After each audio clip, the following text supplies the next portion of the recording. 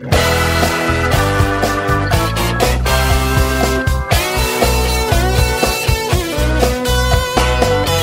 tax is coming, don't stand in the way. Fair tax is coming across the USA.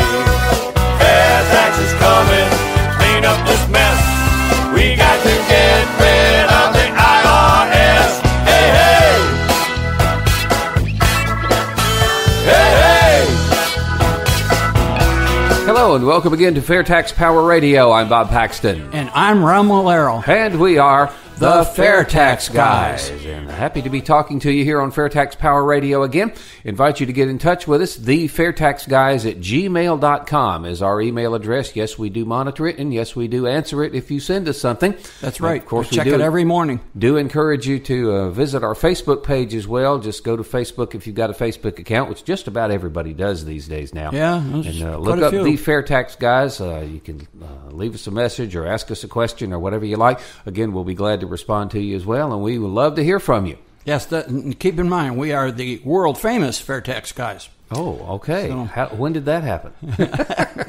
Well, we are heard around the world on the internet. Anybody with a computer anywhere in the world can pick us up. Our podcast for free. The Facebook is free. Everything we do is completely free and available to anybody, anywhere on the planet. Okay. Somebody asked me the other day, he said, how come you guys just spend a whole lot of time on your radio program bashing the IRS? And I said, that's easy. They deserve it. Oh, yeah. Now, if you didn't listen to our last episode, I strongly recommend you go take a look, because we have a report in there that every time I even think about it, and I'm holding the report up in front of me right now, it's so infuriating. It's bad enough that the IRS, does some incompetent things, but this one really goes over the top. All right.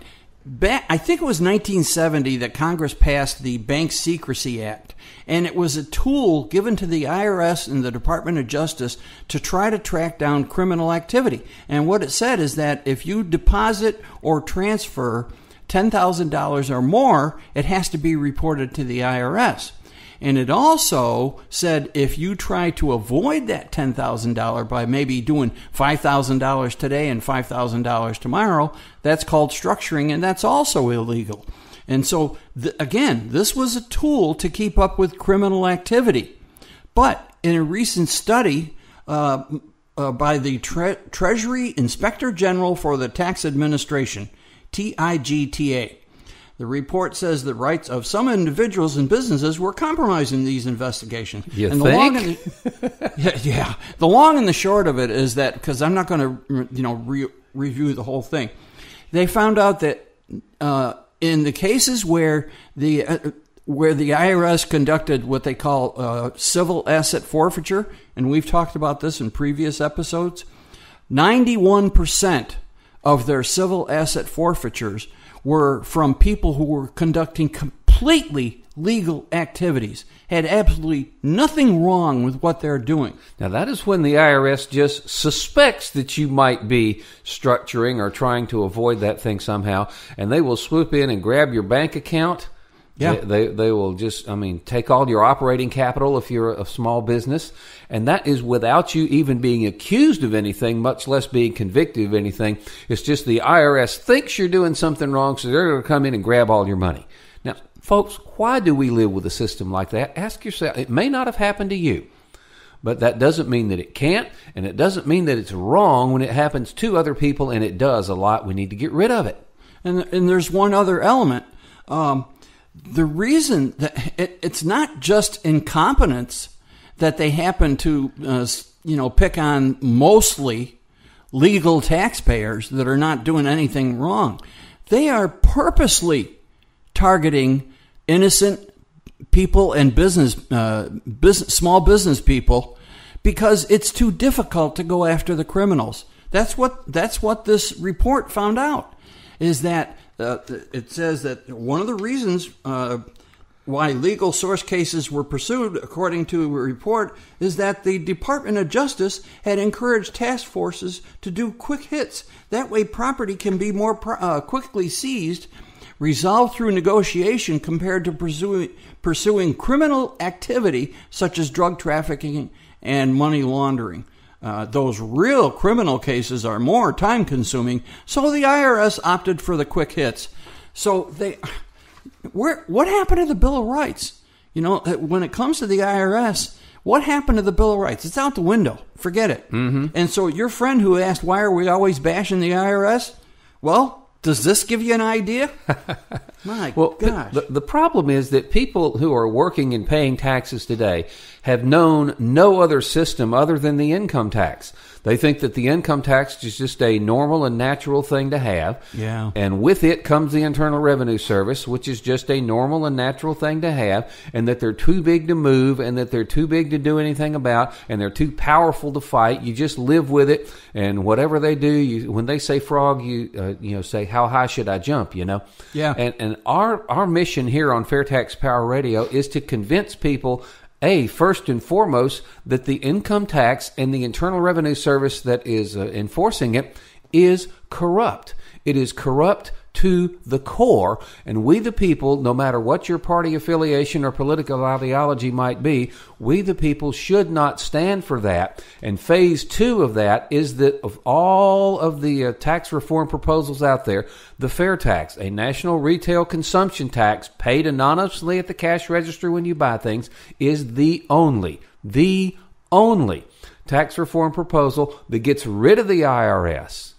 It gets rid of the IRS because it gets rid of the income tax. Yep. Think of a world with no income tax, no withholding from your paycheck, no IRS, no IRS audits, no civil asset forfeiture from innocent people anymore. Yeah. We have got a much better way, and the problem is we've got to convince enough people to get on their politicians' case because the politicians wrote the tax code.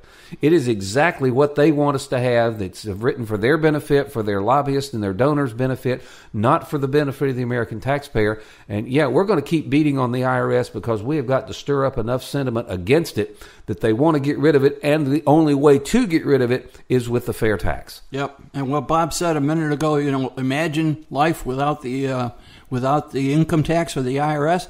That's a pretty tall hurdle for some people to jump. Yes, they can't imagine it because they've always had the income tax. Yeah, exactly. It's just a normal part of their lives, unless they're more than 104 years old, and there's probably not too many people working. Listening. Yeah, probably not going to happen. Yeah, but. Yeah. So but you can do it, and you have to do it.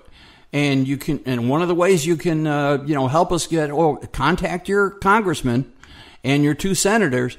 And tell them of your support for the fair tax, that this has to be done. You expect them to co-sponsor the legislation, and if they don't, you want to know why. Yeah, you'll hear a lot about this better way that Paul Ryan has. And I think one of the most laughable aspects of that thing is that he wants to turn the IRS into a warm and fuzzy, family-friendly, customer-friendly thing. Not going to happen. That's like trying to tame a rattlesnake. It just won't happen. That's a good analogy. All right. You got a really interesting thing over there. Let me lead you into this from Steve Hayes. One of the sources of information for FAIRtax Power Radio is FAIRtax Friday, that comes out from the Americans For Fair Taxation. Oddly enough, every Friday. It's an email, newsletter. Wow, what a coincidence! And yes, and last week, a week before this episode airs, on April 28th, the chairman's report. Now, the chairman and the president of the board of the Americans For Fair Taxation is Steve Hayes. Steve Hayes is he always introduces himself as a recovering tax attorney. Because that's his profession. And if anybody knows the taxes and the income tax and the fair tax, he knows it. I mean, probably better than 99.9% of the people in the country. Mm-hmm. Well, his chairman's report last week was really instructive, and that's why I want to spend the rest of this episode going over this. Yeah, we're going to hear a lot about President Trump's tax reform proposal. Right. And Steve found some amazing correlations between Trump's tax proposal and the fair. Now, Trump is not proposing the fair tax. No, unfortunately. We're trying to convince him to do that, but you can see the influence of guys like Mike Pence and Mike Huckabee who have the president's ear in this. Yeah, that's pretty amazing. But he starts off talking about how President Trump operated when he was a business person. And he said, President Trump, a very successful businessman, is used to seeing the problem, getting advice of experts, and handling the problem, and then implementing a solution. Yeah, having the authority to do that himself when he's the CEO of the company. Yeah, exactly. Yeah, if the people who are supposed to implement the solution don't implement the solution in a timely manner, well, let me guess what? You're fired. Yeah, exactly. But, of course, now he's President Trump, and he's got to deal with Congress. He cannot fire them. Sometimes it's even hard to get them going, as we know, because we've talked about Congress. And, a lot of people know this because what's Congress's rating right now with the American public? Oh, their approval rating's in the single digits. I think people like cockroaches better than they like Congress. Oh, boy, I tell you.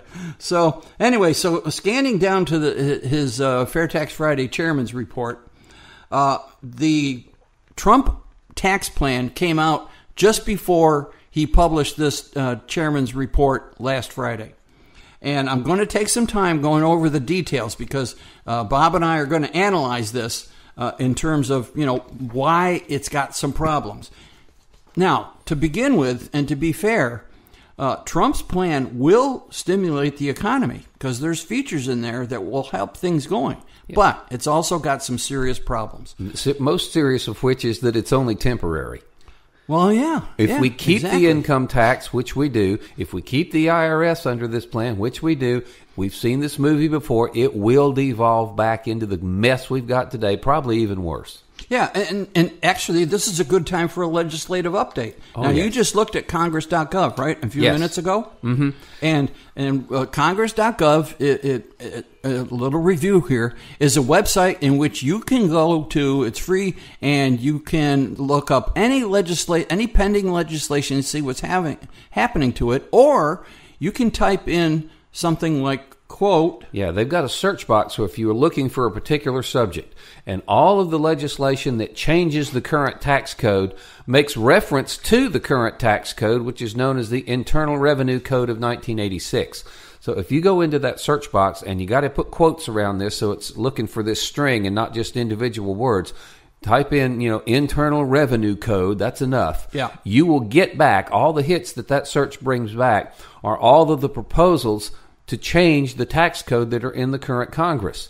And so here we are in the beginning of May. Yeah, now Congress has been on recess for the past couple of weeks. They are back in session now. Yep. And you checked a couple of days ago and how many proposals to change the tax code were at that point. 2 or 3 days ago, it was 509. Now it's 534. So, yep, Congress is back in session and back at it. Yeah, now not all of those, of course, are going to get passed into law, but that's just how the lobbyists and the Congress critters think, monkeying with the tax code. And I bet you there's a campaign contribution behind at least 88.7%, probably longer, 98.7% of those changes. Yeah, certainly. And that figure is going to come back later on in this discussion. But so we need to get rid of the Internal Revenue Code so they can't do that. Let's get back to Steve's report here. Let's get back to the chairman's report here, and he lists the main features of the Trump tax plan. Reduces the number of individual tax brackets from 7 to 3, which would be set at 10, 25, and 35. Okay, Reagan did that 30-something years ago, and it's back up to 7. Take that deck chair and move it from over under that window and put it over under that window, and we'll go sailing across the Atlantic Ocean on April 15th, 1912, which is the date the Titanic sank, by the way. Doubles the standard deduction from to $12,000 for a single person and $24,000 for a married couple. Now, if you have a copy, and you can get a copy of the prebate schedule by going to fairtax.org and looking in their toolbox, it's in there. Yes. Gee, Bob, the annual consumption allowance for the prebate, which in effect is the standard deduction for the fair tax. Yeah, it's the fair tax equivalent of the standard deduction. For a single person, it's $12,060. And for a married couple, it's $24,120. Wow. Wonder where the president got his figures from. Or is that just a coincidence? Just asking. Yeah. Okay, going on. It repeals the 3.8% Medicare surtax. He said there's an undefined tax break for child care costs. Elimination of all deductions except home mortgage, interest, and charitable deductions or contributions. Yeah, now that sounds really good on the surface, but let's dig into that one and couple it back up to the one you mentioned a minute ago about raising the standard deduction. Sure. Of course, the standard deduction is the amount of your income that you can just automatically shield from taxation. You don't have to pay taxes on the first, $12,000 for single or $24,000 married couple. Your first $24,000, if you're a married couple, is not subject to the income tax. Which means that if you have itemized deductions, they have to add up to more than the standard deduction in order for them to really do you any good. Yeah, exactly. So how many of us listening right now are going to have mortgage interest deductions and charitable contributions in excess of $12,000 for a single person or $24,000 for a married couple? Not very many. In other words, those two deductions are only for the most wealthy people in the country. All right? The wealthiest of people will get a tax break, and the rest of us will take the standard deduction. I mean, Bob and I have mentioned this before. We both take the standard deduction. We go through the software on the computer, and you put in all those figures and everything. It takes you an hour or two to do it and whatever. And it says, oh, congratulations, take the standard deduction. Yeah. You spent all this time answering the questions, and how much did you give to your church, and how much did you spend on medical care, and how much did you spend on this, and they add it all up. Oh, it's less than the standard deduction. You've wasted an hour and a half figuring out that you'd have been better off just to take the standard deduction up front. And President Trump's plan is going to double the standard deduction. So we will have no use for the mortgage interest deduction or the charitable contribution deduction. The vast majority of people, it will not affect them at all. Right now, 70% of people do not itemize their taxes. Well, when they double the standard deduction, it's going to be up to what, 80 or 90%? That leaves a very small percentage. Only the wealthiest Americans are going to be able to take advantage of the mortgage interest or charitable contributions deductions. Mm-hmm. So that is a benefit to the very wealthy people that essentially everybody else will pay for. So is the next item on the list. Eliminates the alternative minimum tax. Okay, that's good. Now, this is good. Lowers the top corporate tax rate from 35 to 15. Lowering business taxes is a good idea. I mean, I know there's people out there that say, oh, the corporations must pay their fair share. They are a victim of propaganda. Yeah, the corporations pass their tax liability costs right on to their customers, and in some cases, their shareholders and employees as well. Individuals pay all taxes, even the ones that are labeled corporate tax. All taxes are paid by individuals. Now, don't ever forget that. If dropping the corporate tax from 35% to 15% is good, how good would it be to drop it from 35 to 0? Oh, I think the business community would love that. And a lot of the outsourced jobs, a lot of the tax inversions that we've seen when an American company moves offshore and headquarters itself someplace else because the tax treatment is more favorable, we will see that reverse in a heartbeat. You will see businesses flocking to our shores. In fact, Neil Bortz referenced a study one time where several hundred international CEOs were asked what would be the effect on your business if the corporate tax rate in the United States was 0. And 40% of them said they'd build their next plant here, and 60% of them said they'd move here entirely. Actually, Bortz just reiterated that if you folks go to the FAIRtax Official Facebook page, FAIRtax Official, you're going to see a series of 6 short videos. Neil Bortz recently did a 60-minute Bortzcast. He's not on the radio, but he does do these podcasts every once in a while. And he did a 60-minute completely devoted to the fair tax. So go to Facebook page of FAIRtax Official and listen to those episodes. Each one is roughly a little more, a little less than 10 minutes. And he in one of those segments, one of those 6 segments, he mentioned that exact study, Bob. Mm-hmm. So, okay, so we're running short on time here. Let's go ahead and figure out on this second page here what is wrong with the Trump plan, other than the fact that we've seen it before and it doesn't work, or it won't work in the long run. Oh yeah, Steve gets ripping on the next page here. Okay, in his press conference this morning, it was interesting that Speaker Ryan, there we go, promised the IRS would become a very service-oriented agency to help the American people. Does anyone think... Pardon me while I gag over that.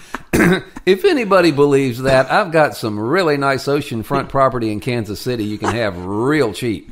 Yeah, I mean, you'd have to at least get rid of the IRS commissioner to start to change the culture that's in the IRS.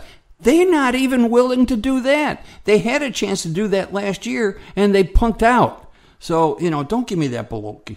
Anyways, we see the hypocrisy of calling for enforcement of our immigration laws and other laws and turning a blind eye to the evasion of the income tax payroll system. If you turn the IRS into a warm and fuzzy, I bet you that has a negative impact on their enforcement. And we're looking at literally trillions of dollars worth of evasion. That is probably the biggest, Achilles heel that the income tax system has. It is so easy to evade. Yeah, earlier when we did our legislative update, that speaks to the stability of the tax code. When it's an income tax, there's no stability. The other and an even larger problem is the evasion, as Bob just mentioned. There's over $600 billion in taxes that are not paid, that should be paid to the IRS, but people are evading them. And yeah, it's illegal, but the people do it because they don't like the income tax. They don't like their hard-earned money just going to Congress, especially when they see Congress's spending habits. So that evasion, it's illegal, but you're not going to stop it. And so you're going to continue with this tremendous evasion problem, and Paul Ryan wants to make the IRS a warm and fuzzy organization. You can't have both, because the income tax is going to implode under its own weight. The evasion is going to get worse every year. The projection in the study that we just had is over the next 10 years, $9 trillion in evasion. $9 trillion. How can our country survive when the income tax is not doing what it's supposed to be doing, and that is supporting the government? I'll tell you what. And the beauty of the fair tax, again, retail consumption tax, you extend the tax base to everybody who makes retail purchases above the poverty level for your household size. So you're going to be capturing so much more money from people that currently are not paying taxes, and that is what makes a much more stable system. It makes the fair tax a much more stable system than the income tax. All right, Steve quickly lists some of the problems with the president's tax plan. 1, it keeps the IRS. Yeah, that's the top of the list. Yep. 2, it still costs the taxpayer billions of dollars every year to comply, either directly or indirectly. Individuals. Yeah, that's buying TurboTax and hiring tax attorneys and all the time and effort and the man hours it takes a businessman to try to comply with the tax code to stay out of jail. And how much fun is it to try to comply with something you have absolutely no chance of ever fully understanding? That's true. Still punishes hard work and savings.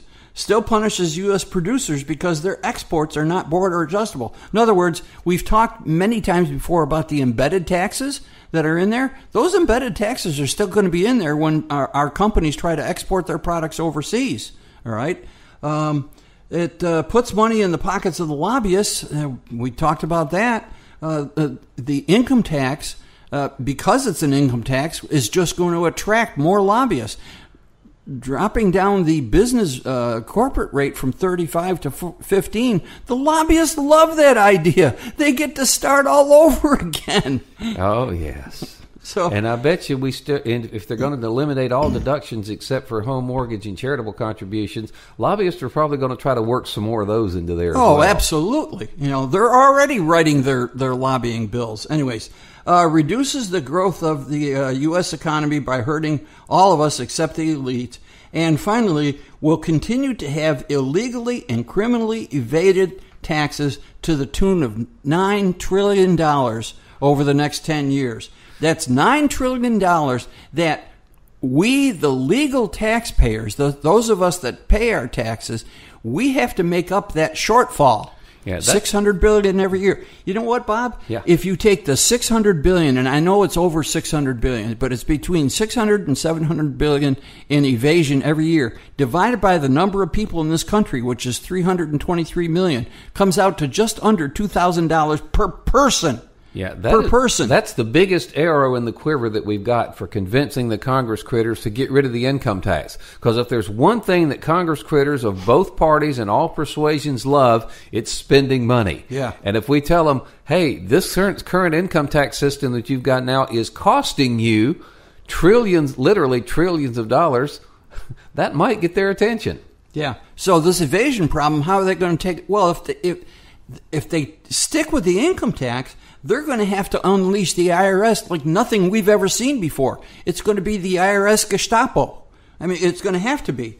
So, which definitely turns it from a warm and fuzzy into something different. Oh my! Because how are you going to keep up with that evasion? You're going to have to turn the entire country into a criminal investigation. So the solution: the fair tax. All right, the fair tax. No more IRS audits or harassment. Because there's no more income tax to enforce. Yeah, it's fairer for everybody. It's faster economic growth, more U.S. jobs, much less legal evasion. I mean, it's very hard to evade a consumption tax, a sales tax.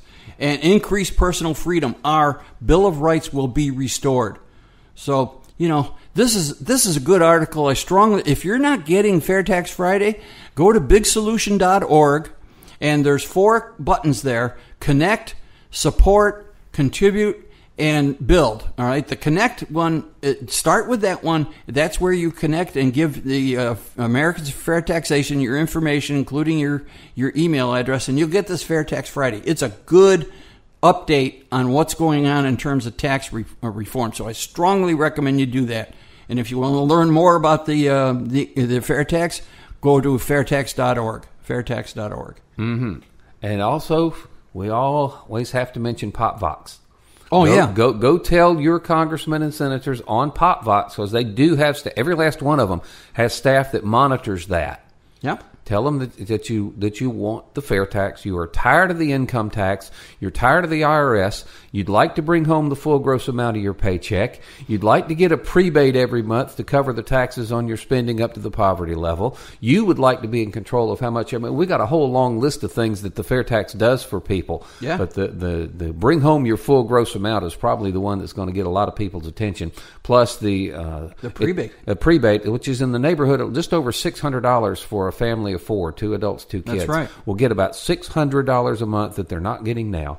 Plus, they'll be bringing home their old paycheck. Plus, the IRS will no longer have its nose in your personal business. What's the downside? There isn't one. No, that's absolutely true. That's absolutely true. Let's see. The webinar, we have a webinar every month. It's generally on the 4th Thursday of the month.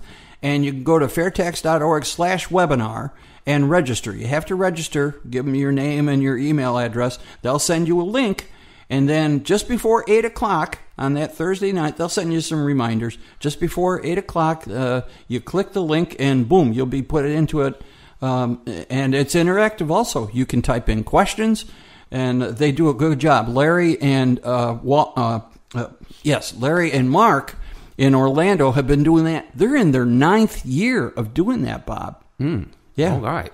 Yep. So, well, this is a slow process. We're trying to win converts one at a time. And again, if you have questions, I'll tell you, as we say all the time, once you understand the fair tax, you'll demand it. Yeah, absolutely. And you've got to be proactive. This is how you educate yourself on it. Yep. We need you to be proactive. Don't sit there and, turn off FAIRtax Power Radio and then just go about your business. Please do something. Yes, we'll get our free app.